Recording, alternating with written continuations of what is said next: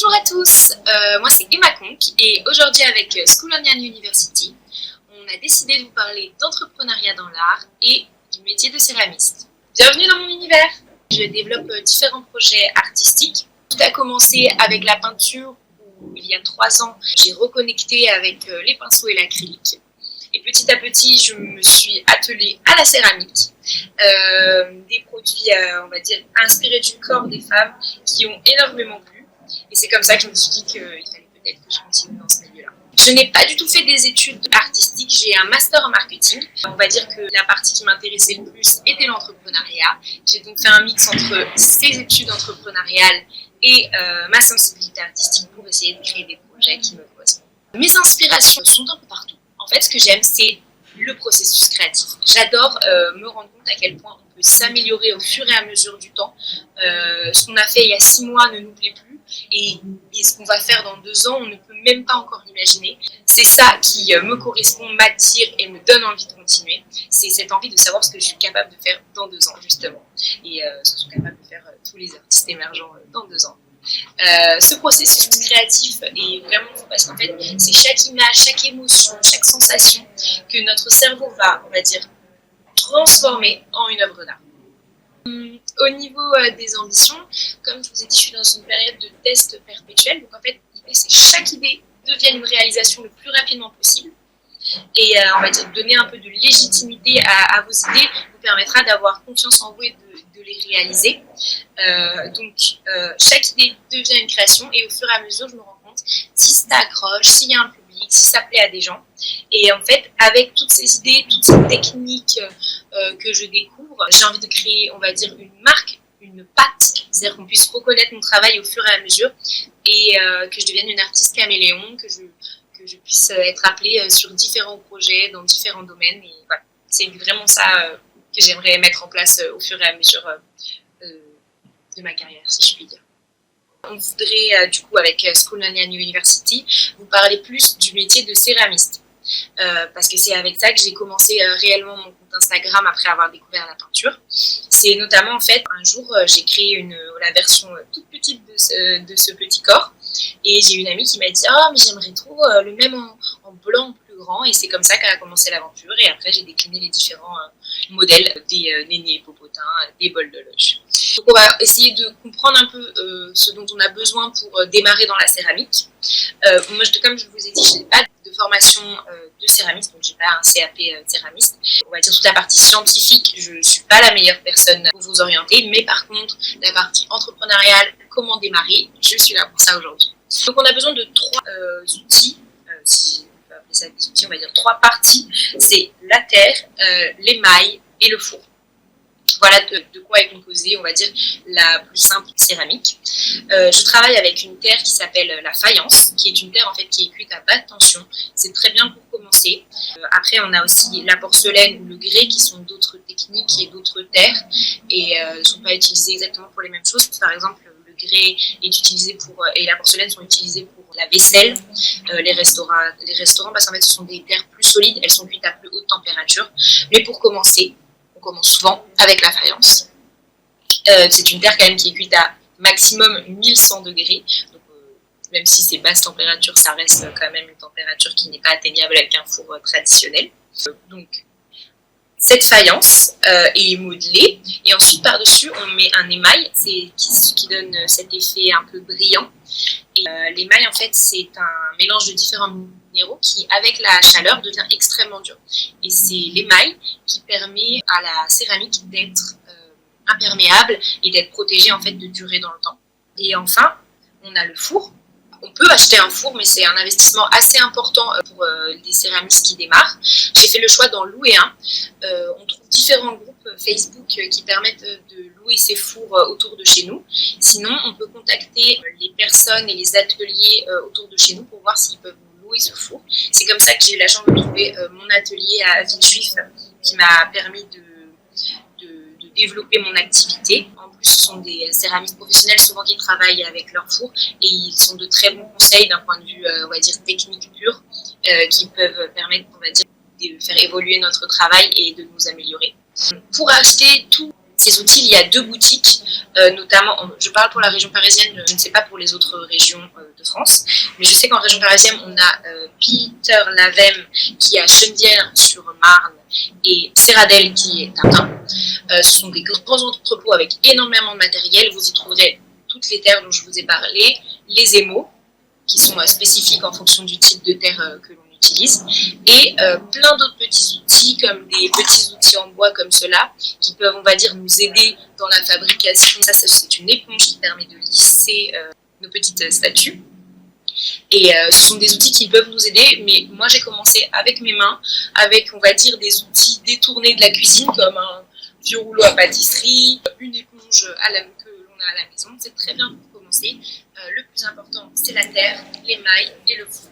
Ensuite, plus on prend, on va dire, plus on va dans des magasins spécialisés, plus on voit des outils spécialisés. Par exemple, pour mettre l'émail après la première cuisson sur la statue, on peut utiliser un pinceau spécialisé, mais pendant plusieurs mois, j'ai utilisé des pinceaux que j'avais à la maison, des pinceaux de peinture, on va dire, traditionnels. Et donc, ce sont dans ces 2 boutiques dont je vous ai parlé, Peter Lavem et Serradel, que vous trouverez le plus d'outils. Vous pouvez bien sûr aller chez Rougier et Play, qui sont dans Paris, et beaucoup plus, on va dire, simple d'accès, mais vous aurez très peu de choix, et la seule terre qui sera disponible sera la faïence. C'est bien tous ces outils, mais comment créer? Quelles sont les étapes de création? C'est un long processus que de créer une céramique. On a tout d'abord le modelage, le séchage, le premier four, l'émail, le second four, et on aura la pièce finale. Comment ça se passe exactement? Donc, on a la terre crue que l'on modèle avec ses mains, on donne vie à la pièce. Il faut que la pièce sèche plusieurs jours, et je vous assure que si la pièce ne sèche pas bien, la pièce ne sortira pas du four en un seul morceau. Ça m'est déjà arrivé et ça rend assez triste. Donc on prend les pièces, on les sèche bien, on les fait cuire.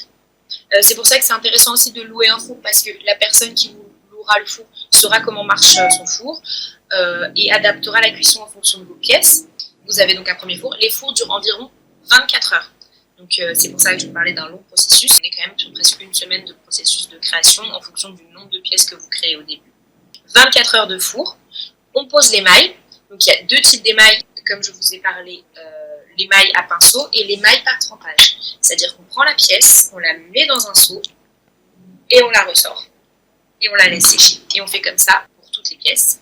Pour ce qui est de l'émail à pinceau, on met 2 couches avec un pinceau, des couches épaisses, surtout lorsqu'on n'a pas un pinceau spécialisé, vraiment être généreux sur l'émail. Ça permet de le rendre waterproof, résistant à l'eau. Il faut vraiment être généreux pour que ça recouvre bien toutes les parties de la pièce. Ensuite, je vous donne des petites idées, on va dire, enfin des petites idées, c'est pas moi qui ai inventé ça, mais pour rassembler et raccourcir le processus, si vous voulez créer beaucoup de pièces, vous pouvez mettre en place des moules, ou créer des moules de plâtre autour de vos pièces pour pouvoir les reproduire.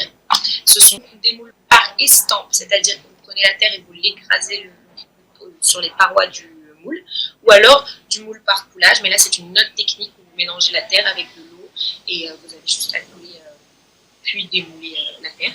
Alors ce sont des techniques que je n'ai jamais utilisées parce que au final ça faisait partie, on va dire, de l'identité d'avoir des pièces uniques, mais ça peut être, on va dire, très intéressant au niveau du temps de production. Et puis si vous avez des pièces qui marchent et que vous savez que voilà, il faut reproduire et c'est ce qui marche, je vous conseille de passer au moule. Il y a aussi la technique du tournage, qui sont des techniques, je pense que c'est la technique qui est le plus connue, qui est en fait avoir un tour et on monte la pièce sur ce tour. C'est des techniques qui sont assez dures à mettre en place, mais après qui nous permettent de sortir énormément de pièces de l'atelier. J'ai jamais essayé, donc je ne peux pas vous dire quelles sont les sensations. Je sais qu'en tout cas, j'adore le modelage, j'adore toucher la terre et créer des pièces à partir de mes petits mines, et je pense que ça fait partie du charme de la céramique.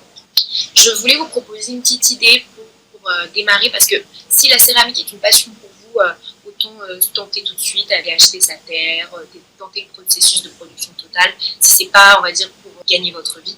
Mais si par contre on a une petite idée, on se dit on va créer une pièce qui va nous permettre de lancer une marque, je vous conseille de créer un prototype, parce que investir dans 10 kilos de terre, plus aller trouver un four et aller acheter des émaux, Donc monter une affaire seule, comme je vous dis, c'est quand même quelque chose d'assez éprouvant, mais c'est aussi extrêmement galvanisant.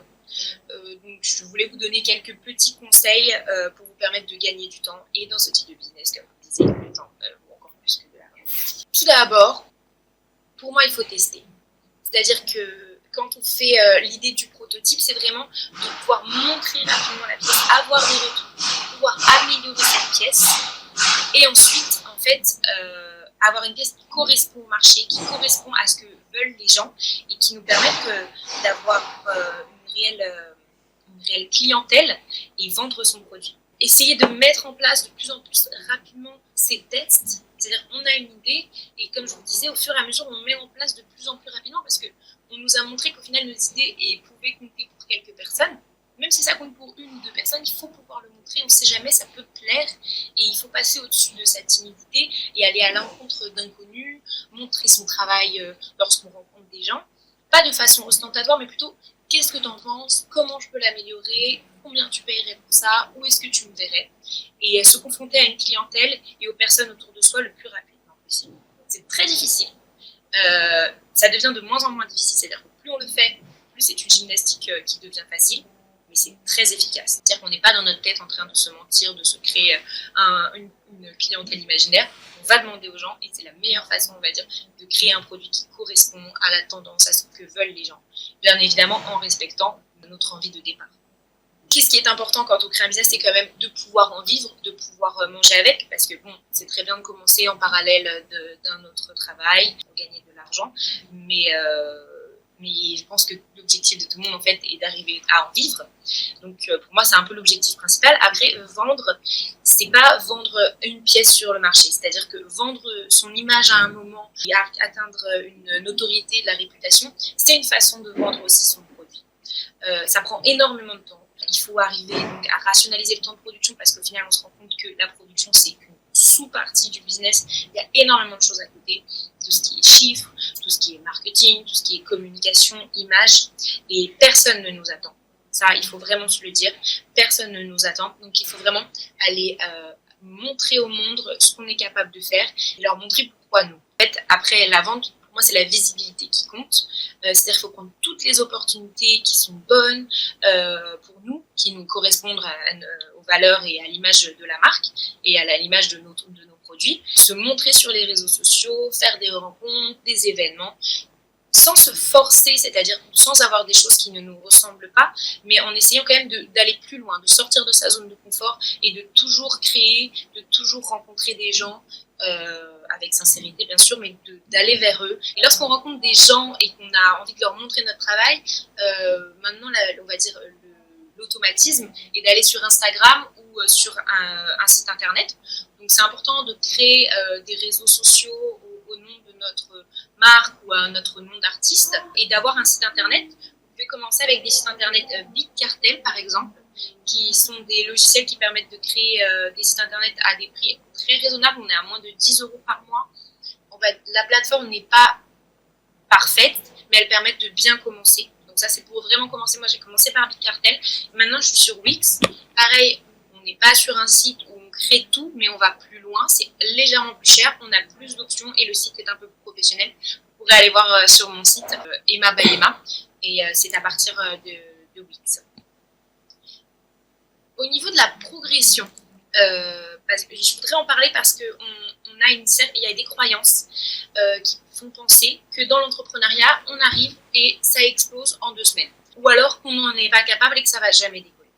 En fait, en commençant dans ce milieu, que ce soit parce que je vois l'art comme un milieu entrepreneurial aussi comme un autre, bien qu'il y ait une sensibilité artistique en plus, tout est petit à petit, tout est pas par pas. Il faut arriver à se dire que ce sera étape par étape. On n'arrivera pas tout de suite en haut du panier. Il va falloir progresser petit à petit avec des expériences, en prenant, comme je vous ai dit, toutes les opportunités qui sont possibles, en rencontrant des gens, en étant sincère, en parlant, en se confiant à des personnes, pour pouvoir en fait créer des liens et créer petit à petit justement cette réputation. Je voulais parler du CV artistique.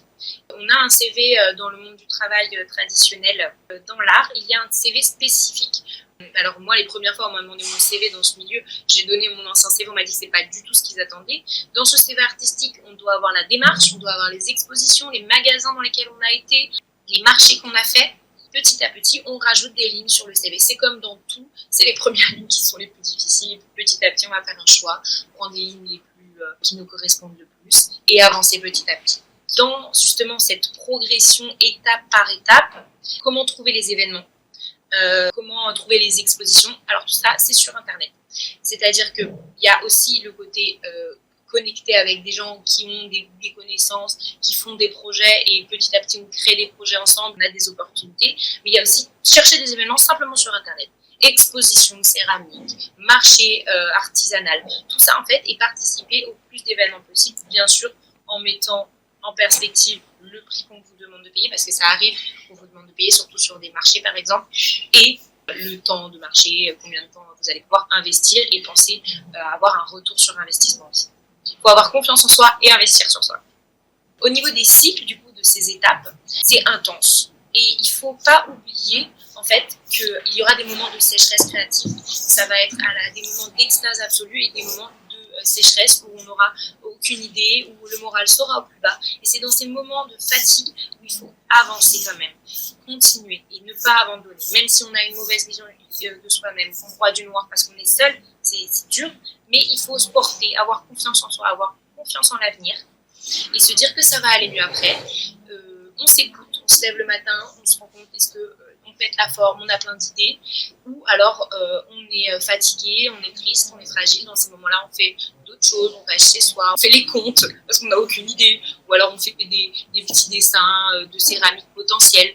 Et dans les moments où on pète la forme, où on a envie de tout, d'en découdre de partout, on communique, on appelle les gens, on est au contact des gens, on met en place toutes ces idées, que ce soit rapidement sous forme de croquis, pour que dans les périodes de sécheresse, on ait tous ces croquis et qu'on puisse aller plus loin, les travailler. Donc en fait, au final, les choses sont bien faites. On a des périodes qui font que en fait, on peut aller dans tous les aspects de création d'entreprise, de création artistique. Bien enlever cette croyance que ça va marcher en 3 semaines. Je ne suis pas capable. Il faut arriver à rationaliser, vous en êtes capable, ça va prendre du temps, mais vous allez y arriver. On est déjà à la fin. Je voulais vous parler d'un petit concours qu'on a décidé d'organiser avec School Online University. On a décidé de faire gagner ce néné popotin, donc le modèle traditionnel. On n'existe plus beaucoup parce que j'ai arrêté la production. Je suis passée sur des collections totalement différentes, très colorées, peintes à l'acrylique. Du coup, ce sera un des derniers modèles de néné popotin, on va dire en vente, et du coup là, en concours. Il y aura seulement à suivre le compte Instagram de School Online University, de suivre mon compte Emma Payema. Il y aura toutes les informations sur nos 2 comptes. J'espère que cette vidéo ne vous a pas découragé, mais au contraire vous a motivé à essayer de poursuivre votre rêve. C'est vraiment l'idée. C'est un chemin qui n'est pas facile, c'est sûr, mais on peut y arriver et c'est une aventure exceptionnelle. Donc, bon courage à tous et j'ai hâte de voir vos projets se réaliser.